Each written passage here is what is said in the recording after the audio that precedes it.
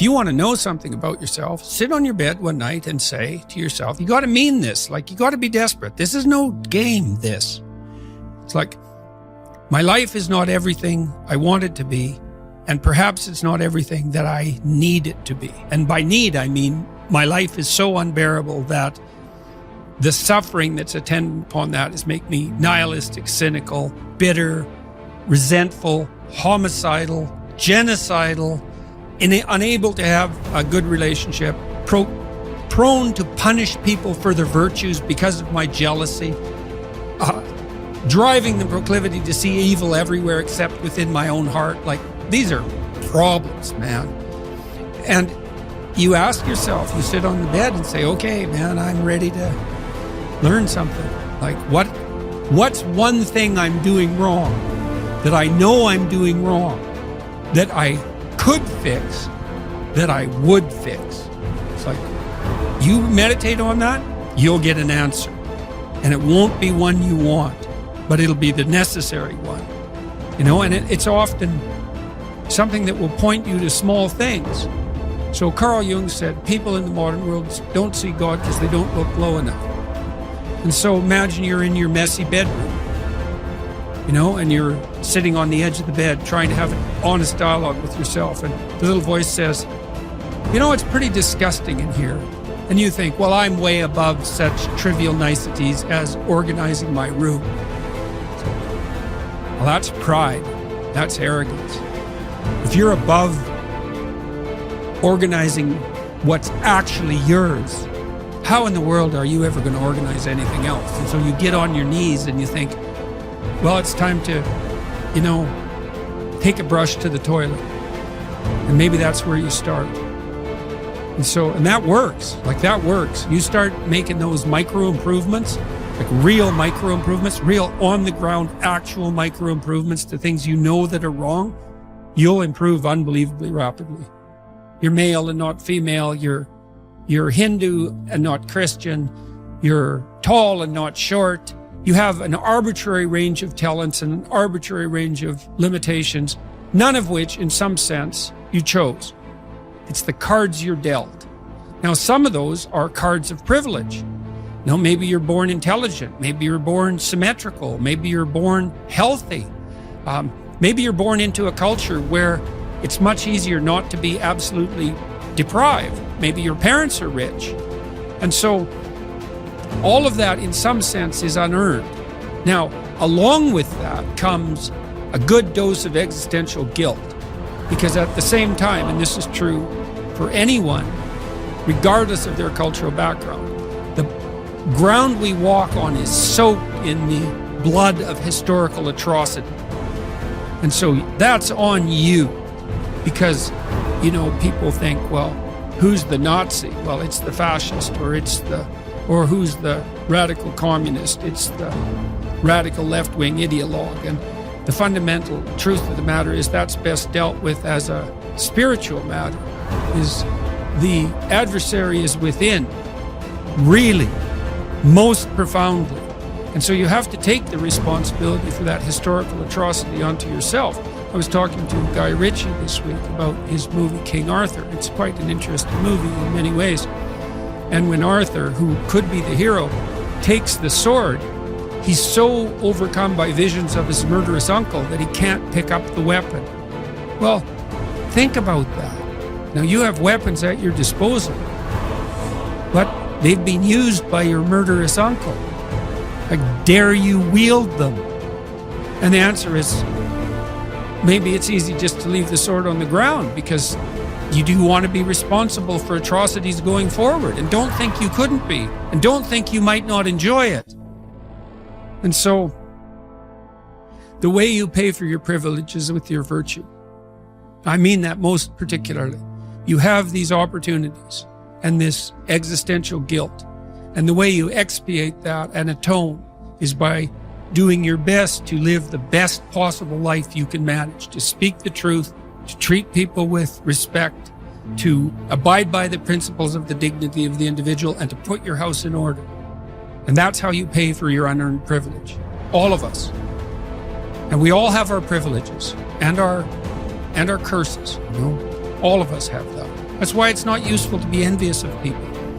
You know, you're a young man, you see someone drive by in a Ferrari with a blonde, and you think, my God, he's got everything. And, you know, the woman in the car is a prostitute who's got a cocaine addiction, and her life is just one catastrophe after another. And he's had to lie and cheat his way into this position, and he's afraid that everything's going to come crashing down on him, and that's what you're jealous of. And it's just not that profound. You don't want someone else's fate. Man, your fate's enough, and your adventure's enough. It's plenty. It's more than you can ever fully realize.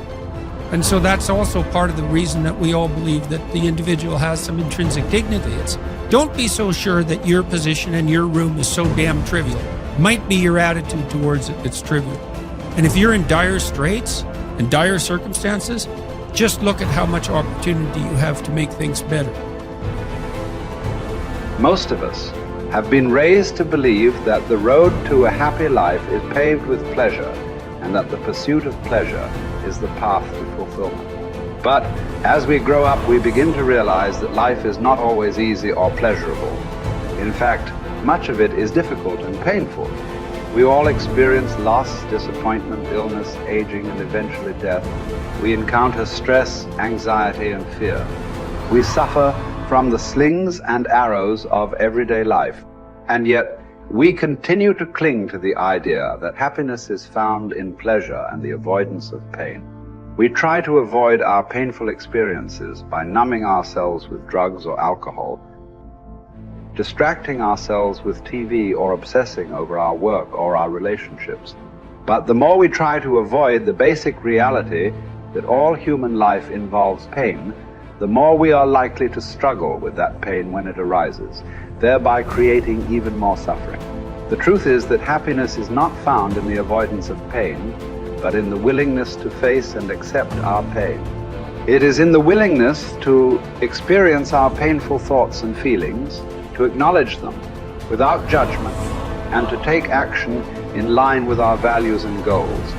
It is in the willingness to be present in the moment, to connect with our senses and our environment, and to find joy and meaning in the simple things in life. One cannot experience meaning in life without discovering the meaning of suffering. The meaning of suffering. Unavoidable and inescapable suffering alone, of course, can be the deepest possible meaning. The art of being human is learning how to deal with those painful moments. These moments require an attitude of inner willingness to suffer, while remaining in touch spiritually with one's own extended dimension. When this inner struggle becomes calm, one can experience how the lower somatic and psychological dimensions influence the higher spiritual dimension, but do not produce or cause it. One can discover despair despite success and fulfillment despite failure. The pessimist resembles a man who observes with fear and sadness that his wall calendar, from which he daily tears a sheet, grows thinner with each passing day. On the other hand, the person who attacks the problems of life actively is like a man who removes each successive leaf from his calendar and files it neatly and carefully away with its predecessors after first having jotted down a few diary notes on the back. He can reflect with pride and joy on all the richness set down in these notes, on all the life he has already lived to the fullest. What will it matter to him if he notices that he is growing old?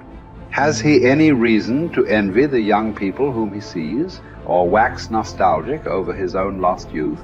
What reasons has he to envy a young person for the possibilities that a young person has, the future which is in store for him? No, thank you, he will think.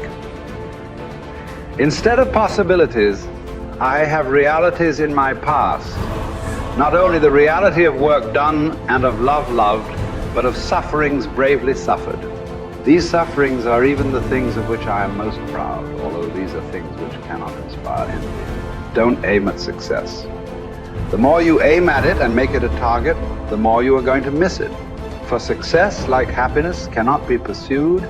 It must ensue, and it only does so as the unintended side effect of one's personal dedication to a cause greater than oneself, or as the byproduct of one's surrender to a person other than oneself. Happiness must happen, and the same holds for success. You have to let it happen by not caring about it. I want you to listen to what your conscience commands you to do and go on to carry it out to the best of your knowledge. Then you will live to see that in the long run. In the long run, I say, success will follow you precisely because you had forgotten to think about it. For the first time in my life, I saw the truth as it is set into song by so many poets, proclaimed as the final wisdom by so many thinkers. The truth, that love is the ultimate and highest goal to which man can aspire. Then I grasped the meaning of the greatest secret that human poetry and human thought and belief have to impart. The salvation of man is through love, and in love, love is the only way to grasp another human being in the innermost core of his personality.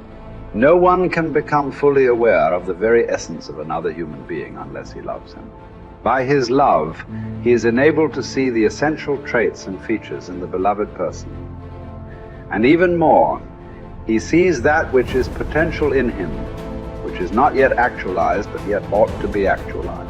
Furthermore, by his love, the loving person enables the beloved person to actualize these potentialities.